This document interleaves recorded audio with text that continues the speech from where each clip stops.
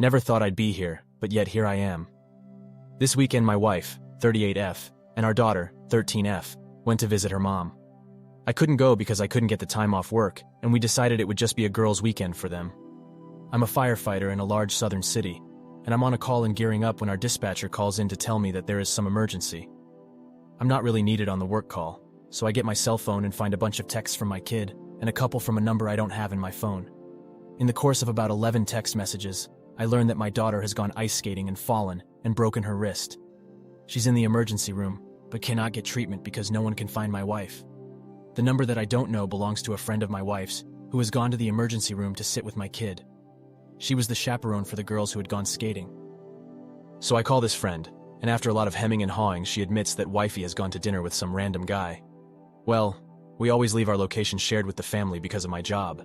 And sure enough, I pull up an address and Google it, and it's a freaking hotel. This was 10 p.m. It's now almost 4 hours later and she hasn't answered my texts, but she did finally call our kid. I have permission and insurance information and she got a cast and a referral to see an orthopedist when she gets home. The friend took our daughter back to her grandmother's and texted me. She said, "I'm sorry you had to find out this way about a guy's name. Apparently it's been going on every time she's gone home that I haven't gone. Meanwhile, I've worked countless hours of overtime to pay off our house, take us a nice vacations, send our daughter to the most expensive private school in our city. I'm a fool." Now for the top comments. Lawyer and file for divorce. You're not a fool, buddy, your wife is. You were doing your family duties and working hard for y'all's life. I guess all the family knows now at least what kind of slore your wife is. Send your wife back to her parents. I am so sorry. What a piece of shush your wife is. You know what to do. Save all the texts between you and that friend. Get a lawyer. Do not waver. If your lawyer clears you, for sure, let as many people in your circle know so she doesn't control the narrative. Stay strong. She will try to win you back. If AP has a spouse, tell the spouse. Work on you and focus. Do not let her weasel back in. You can spend some time looking at so many stories in this sub. Look at the ones who reconciled and took them back. It doesn't change. Everybody thinks they are the exception or special. They're not. I'm so sorry for your situation. Your wife was disloyal to both your daughter and you. That's lower than low. See a divorce lawyer this week. Now for the first update. Spoke with a lawyer, as many of you suggested. During that conversation, I realized that she doesn't really have a lot of access to money that is hers. Removed her as an authorized user of my credit cards. Put two-factor authentication on just about anything else that she might try to get her hands on. Pulled my credit report to discover that she opened a joint credit card I didn't know about. Since I'm on the account as well, I was able to log in and print out the charges. A basically perfect timeline of restaurants and hotels that she has paid for. Turns out she also has accounts on Tinder and Bumble, which showed up when I combed through the last few phone bills. Have a pal who is a deputy sheriff in these parts, who is going to be here tonight when she gets home. I've gotten her a room at a nearby hotel for the week and paid for it up front. She can sleep there for now and figure it out on her own starting tomorrow. Daughter and I spoke and she knows what is up and is angry at mom. So next steps are to find someone for her to talk to. Thanks to my job, I've got great insurance, so that is one less thing to worry about. Decided I'm also going to come clean to her mother once wife and daughter are on the plane back here. Taking a couple of days off to deal with this. Thanks for the advice, everyone. I'll probably yank these posts down tonight or tomorrow, so if you have any other last-minute advice, now is the time. Now for the top comments. Holy shit, she opened a credit card in your name to pay for her affair. Wow, that's really conniving. Good luck, my guy. Don't delete these. Let this be a blueprint for future men on how to handle situations like this or similar. You may be helping someone months or years down the line. You're doing the right thing, buddy. Protect you and your child at all cost. She might try to manipulate you/your daughter, so be careful. Also, there's no way to let the dude's wife know that she's being cheated on as well? Fellas, this is how you handle situations like these. The pick-me dance only prolongs the pain by degrading your own masculinity, integrity, principles, and respect for yourself. This not only emasculates yourself in your own eyes, but in the eyes of your children, family friends, and hers. If and when, statistically you will, end up in a situation like this, 180, no contact, gray rock. Be strong for your family, kids, and yourself. If you feel the need to cry, absolutely do it, but not in front of her or your kids. Get counseling for you and any other innocent victims involved, kids, and keep it moving. I hope you heal quickly from this. Now for the final update. This will be the final update on this sad situation. First off, thanks to everyone who weighed in.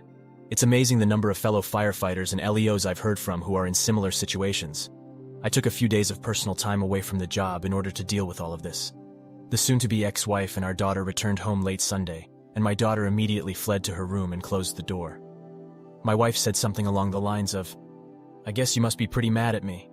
And I told her the truth, that I was numb. The anger would come later, and it would be best if she was somewhere else for a while. My friend, the deputy sheriff, was there and said he would sit on the deck and be there if I needed him. I told the wife that I was recording this conversation to protect me and my rights as a husband and father, and she said fine. I suspected at this point that she really seemed to think that she was going to talk her way out of it.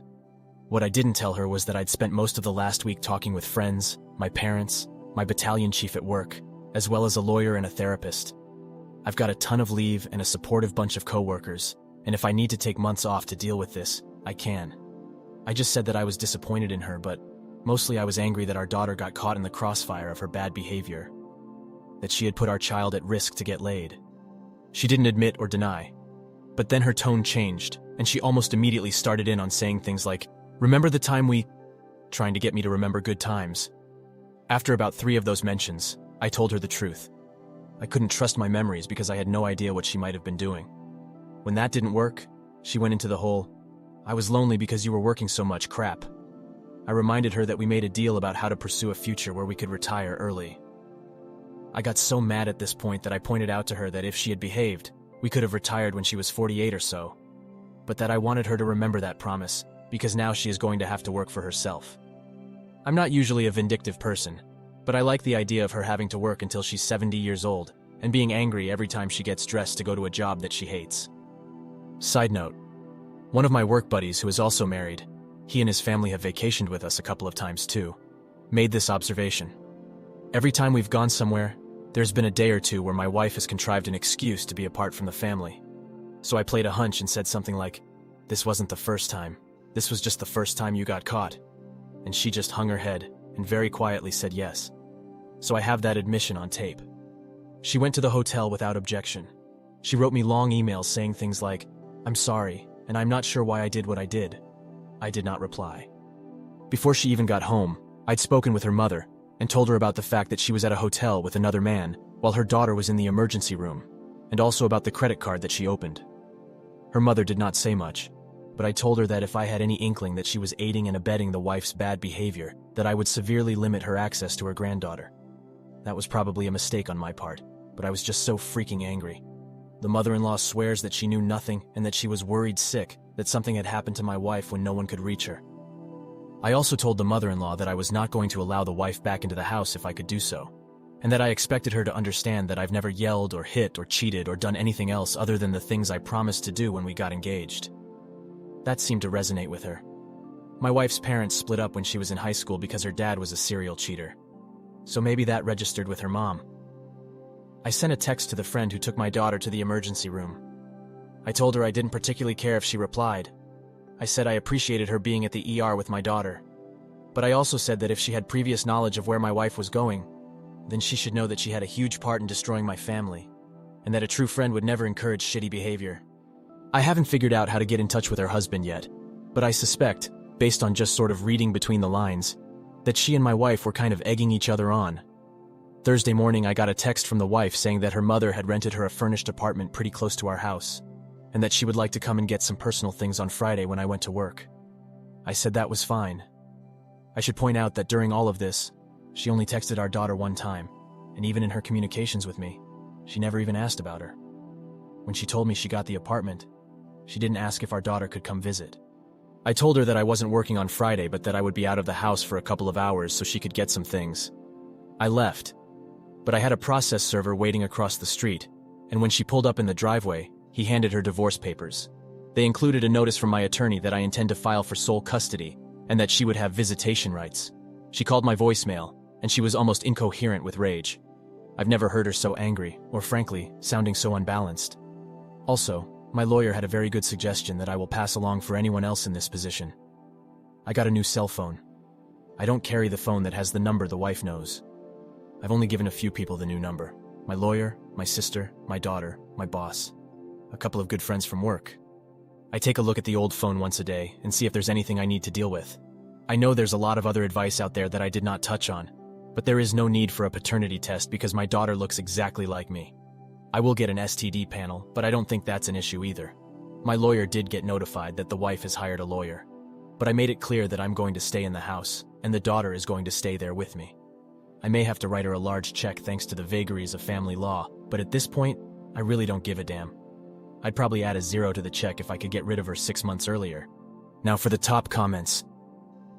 Take care of you and your daughter. Get therapy for both of you. You will be okay. Well done, bro. Best of luck with the divorce outcomes. She trash and will be trash, but not your trash. It's going to be awesome when the affair fog completely dissipates. You're handling this really well. I admire that. But more than that, I hope that when you get some time to process everything on a personal level, that you'll have some good friends who will be there for you. Don't hesitate to reach out to them, or to avail yourself of professional resources if you start to get depressed. Good luck to you. Thank you all for taking the time to listen to today's story. Please like and subscribe if you haven't already. Take care and I'll see you in the next one.